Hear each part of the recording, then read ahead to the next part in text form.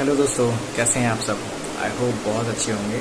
मेरा नाम है कवलजीत और welcome to my YouTube channel. और अगर अभी तक आपने मेरा यूट्यूब चैनल सब्सक्राइब नहीं किया है तो चैनल को सब्सक्राइब ज़रूर कर लीजिएगा, वीडियो को लाइक ज़रूर कर दीजिएगा और बेल बटन को प्रेस कर दीजिएगा और ये वीडियो ज़्यादा से ज़्यादा लोगों को शेयर कीजिएगा।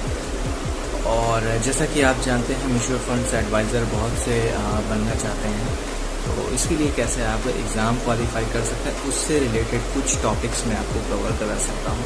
हो सकता है आपको हेल्प कर सकते हैं, बट ऐसा नहीं है कि सिर्फ मेरे ही बताया गए टॉपिक्स पे आप वर्क कीजिए, इसके अलावा भी आप उस पर वर्क कीजिएगा। और मैं ज़्यादा वेट न करते हुए सीधे आपको अपने मोबाइल आपको सीधे लेके चलता हूँ कि कैसे आप इस टॉपिक को कवर कर सकते हैं, क्या क्या क्वेश्चन पूछे जाते हैं, कैसे कैसे आपको इस पर आंसर देना है। और इसके बारे में आप थोड़ा सा मेरा वीडियो डाउनलोड भी कर सकते हैं या आप मेरे वीडियो को बार बार देख सकते हैं। मेरा वीडियो बार बार देखेंगे तो उसमें आपको फ़ायदा मिल जाएगा और डाउनलोड करते हैं तो भी फ़ायदा मिल जाएगा। और मैं ज़्यादा वेट ना करते हुए सीधे आपको मोबाइल की स्क्रीन पर लेकर चलता हूँ। So let's we move to the mobile screen. Statement of additional information के तहत हम आपको सबसे पहले, जैसे आप म्यूचुअल फंड्स एडवाइज़र बनते हैं तो कॉन्स्टिट्यूशन ऑफ म्यूचुअल फंड्स के बारे में आपको पढ़ना होगा, जिसमें ये सारी चीज़ें हैं। हाउ टू अप्लाई, कैसे आप अप्लाई कर सकते हैं म्यूचुअल फंड्स के लिए।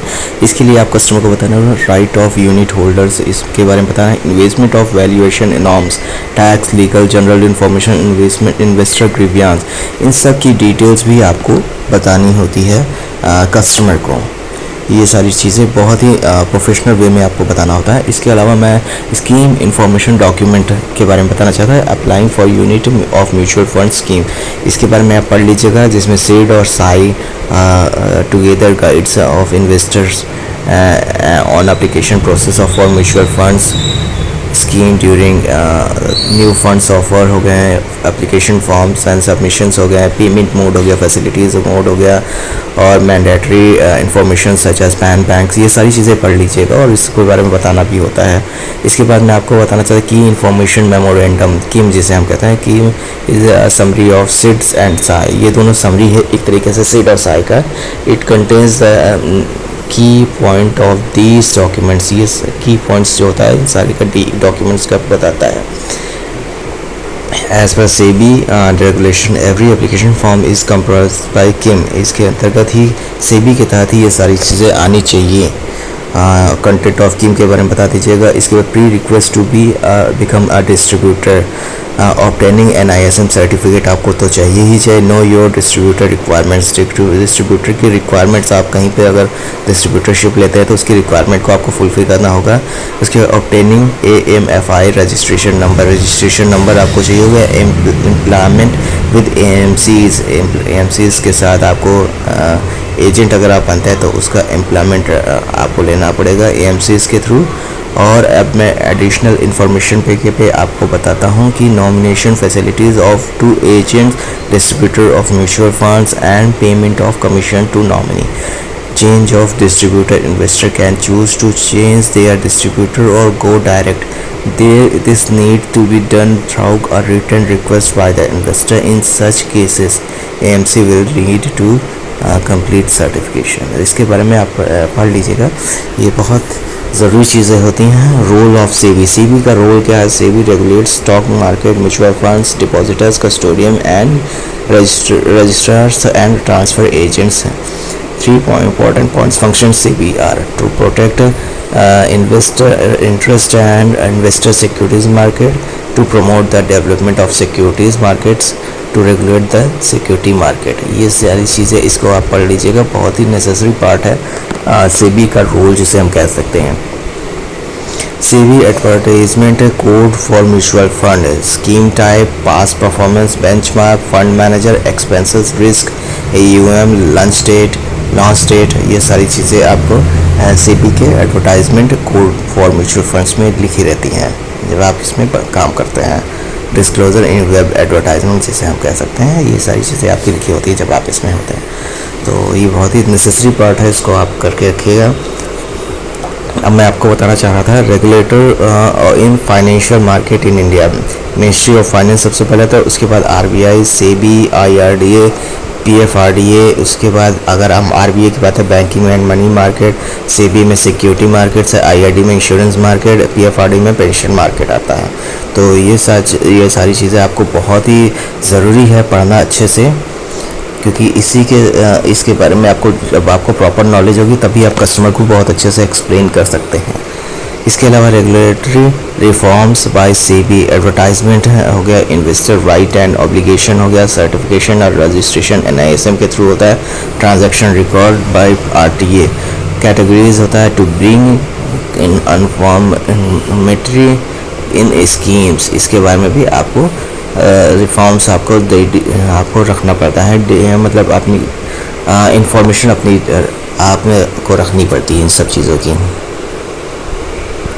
इसके बाद SEBI advertisement code for mutual fund, advertisement shall to be accurate, true, fair, clear, complete, accompanies and concise. Advertisement shall not carry any slogan that is extraordinary. No misleading, blazed or description statement in accepted advertisement. Extensive use of legal terminology, complex language should be avoided. तो आपको ऐसी चीज़ें बोलनी है जिससे customer को confusion ना हो। Regulatory reforms by SEBI, secondary market activities, net asset value, valuation of securities, load fees, expenses, dividend distributed, investment by scheme, ये सारी चीज़ें आपको अपने कस्टमर को बतानी होती हैं जो सेबी के रिफॉर्म्स में आती हैं, अगर वो पूछता है तो। वैसे तो आपको ये एक प्रोफेशनल वे में अगर मैं बात करूँ तो इसकी जानकारी आपको रखनी पड़ती है।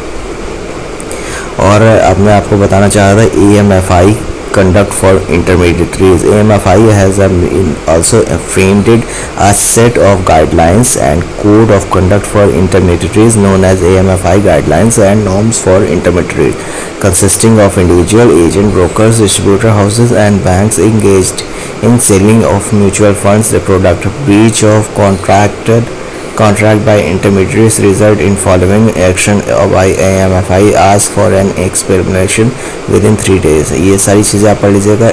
Investor right and obligation, right to beneficial ownership, right to change distributor, right to inspect documents, right to appoint nomination. Investor को राइट्स है कि वो ये सब चीज़ें करवा सकता है आपसे। And right to unclaim amount, right to invest and conduct change in fundamental attributes. तो उसके बाद ये सारे राइट्स होते हैं, तो इसके लिए आप मना नहीं कर सकते। अगर वो बोलता है तो आप उसके लिए कर सकते हैं, इसके लिए अगर उसने बोला तो। इसके अलावा regulatory reforms by SEBI, scheme related documentary आपको बताना होता है, conversion and consolidation, new product के बारे में आपको जानकारी देनी होती है, रिस्क मैनेजमेंट सिस्टम भी आपको बताना होता है, डिस्क्लोजर एंड रिपोर्टिंग नॉर्म्स, सारी चीज़ें बतानी, गवर्नमेंट नॉर्म्स भी आपको बताने होते हैं कस्टमर को, जिससे कि कोई भी मतलब मिसलीडिंग ना हो सके और आप उससे कुछ हाइड ना कर पाए, उसके नॉलेज में सब चीज़ें रहती हैं। Investor grievance and redress mechanism, investor can make complaint to the AMC if the issue is not readdressed even after taking it up at senior levels in the AMC, then the investor can register complaint to SEBI. अगर कोई complain होती है तो वो SEBI से complain कर सकता है या AMC को भी इसके बारे में बता सकते हैं। SEBI complaint redress system SCORES is a web based होता है, इससे तो इसके बारे में आपको पढ़ लीजिए। दोस्तों, आज जैसा कि आप सब ने देख लिया कि कैसे आप म्यूचुअल फंड एडवाइज़र बन सकते हैं, इसके से रिलेटेड मैंने आपको टॉपिक कवर कराया है। आई होप आपने मेरा वीडियो अच्छे से देखा होगा और बार बार देखिए, कंटिन्यू देखिए, जिससे आपका अच्छे से रिवीजन हो जाए और आप अच्छे से एग्ज़ाम क्वालिफाई कर सकें। इसके अलावा जो और भी आपके फ्रेंड्स हैं म्यूचुअल फंड एडवाइज़र बनना चाहते हैं, कैसे इसको कवर अप कर सकते हैं, इससे रिलेटेड टॉपिक्स हैं, तो मेरा वीडियो आप उनको सेंड कर सकते हैं, शेयर कर सकते हैं। मिलता हूँ बहुत जल्द नेक्स्ट वीडियो में, तब तक अपना ख्याल रखें, अपनी फैमिली का ख्याल रखें। बाय।